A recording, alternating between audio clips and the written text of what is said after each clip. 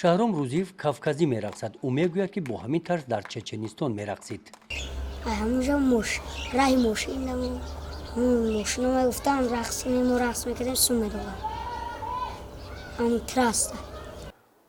چند مدتی همه سالهای اخیر همه با مکتب جلب کردن خوانندگان قبیله لولی ها من به سطح پس رفته است. کودکان لولی 17 نفر سن سالی از 7 تا 13 ساله 9 بسته از سن سال به مکتب فرا گرفته شدند. تحصیل را در مکتب از صنف 1 شروع کردند. ما 13 ساله. حرفا را میدونستی پیشتر؟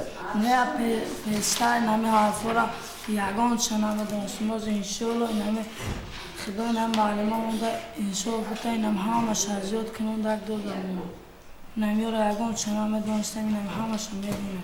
در این دهه سال 2019 هم این کودکان لولی به مکتب جلب کرده شدند.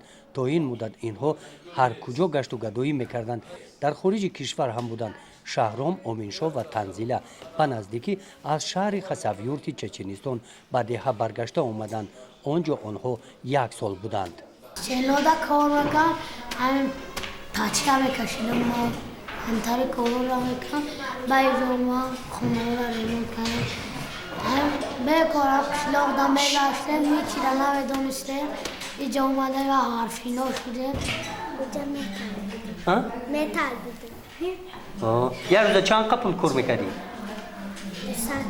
من میخوام که در آینده معلم شم یا اولادای خدمت دستتون.